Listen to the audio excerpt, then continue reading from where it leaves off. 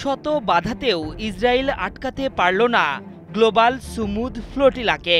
বিজয় নিশানা উড়িয়ে গাজার জল সীমায় ঢুকে পড়েছে কাফেলার একটি জাহাজ।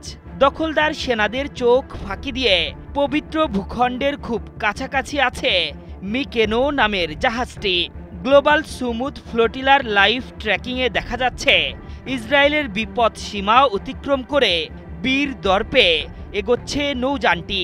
এমন পরিস্থিতিতে তাদের ভাগ্যে কি অপেক্ষা করছে তা হয়তো কেউ কল্পনাও করতে পারবে না। কিন্তু দখলদার সেনাদের এত কঠিন পাহারার ফাঁক গলে কিভাবে এই দুঃসাহসিক পদক্ষেপ নিল মিকেনো, তা নিয়ে শুরু হয়েছে বীরত্বগাথার গল্প। মিকেনো জাহাজটিকে অনুসরণ করছে আরও বেশ কয়েকটি নৌযান। তারাও যে কোনো সময় প্রবেশ করবে গাজার জলসীমায়। জেনেক্সে শিফট করো, লাইফকে লিফট করো। স্থানীয় সময় বুধবার রাতেই গাজার ৬০ নটিক্যাল মাইলের মধ্যে প্রবেশ করে ২০টিরও বেশি জাহাজ।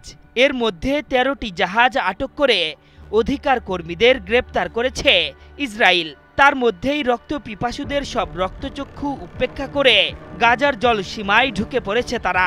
গ্লোবাল সুমুদ ফ্লোটিলার তথ্য বলছে জাবালিয়া ও খান ইউনিসের মাঝামাঝি অবস্থান করছে মিকেনো। কোনো বাধা না আসলে হয়তো আজকের মধ্যেই গাজার মাটি স্পর্শ করবে জাহাজের অধিকার কর্মীরা। এর মধ্য দিয়ে দীর্ঘ ১৮ বছরের অবরোধ ভেঙে ফিলিস্তিনের কাছে ত্রাণ নিয়ে পৌঁছাবে বিদেশি কোনো জাহাজ। এর আগে কাতার ভিত্তিক সংবাদ মাধ্যম আল জাজিরা জানায় গাজার অবরোধ ভাঙতে যাত্রা করা গ্লোবাল সুমুদ ফ্লোটিলার নৌবহরের ওপর হামলা চালিয়ে অন্তত ১৩টি নৌকা আটক করেছে ইসরায়েলি বাহিনী। এসব নৌকায় থাকা ৩৭ দেশের ২০১ জনের বেশি মানুষকে গ্রেপ্তার করা হয়েছে। আটক হওয়া যাত্রীদের মধ্যে স্পেনের ৩০ জন, ইতালির ২২ জন, তুরস্কের ২১ জন এবং মালয়েশিয়ার ১২ জন নাগরিক রয়েছেন। এখনও প্রায় ৩০টি নৌকা ভূমধ্য সাগর পেরিয়ে গাজার উপকূলে পৌঁছানোর চেষ্টা করছে। তবে সর্বশক্তি নিয়ে সেসব নৌযানও আটকে দেওয়ার প্রতিশ্রুতি দিয়ে রেখেছে দখলদার সেনারা।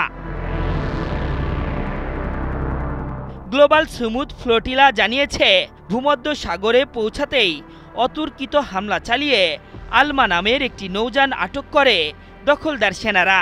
এরপর দেইর ইয়াসিন, হিউগা, স্পেক্টার, আদারা ও সিরিয়াস নামের আরও ৫টি ত্রাণবাহী জাহাজ আটকে দেয় তারা।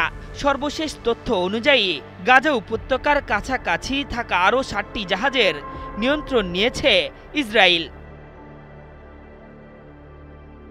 গ্লোবাল সুমুদ ফ্লোটিলা মূলত সমুদ্র পথে অবরুদ্ধ গাজাবাসীর জন্য ত্রাণ নিয়ে যাওয়ার একটি বৈশ্বিক প্রচেষ্টা। গত ৩০ সেপ্টেম্বর স্পেনের বার্সেলোনা থেকে গাজা অভিমুখে ৪০টির বেশি বেসামরিক নৌযান যাত্রা শুরু করে। পরবর্তীতে ইতালি, গ্রিস, তুরস্ক, তিউনিসিয়া সহ প্রায় ৪৪টি দেশের ৫০০ অভিযাত্রী দুঃসাহসিক এই অভিযানে অংশ নেন। আশরাফুল ইসলাম, ৭১।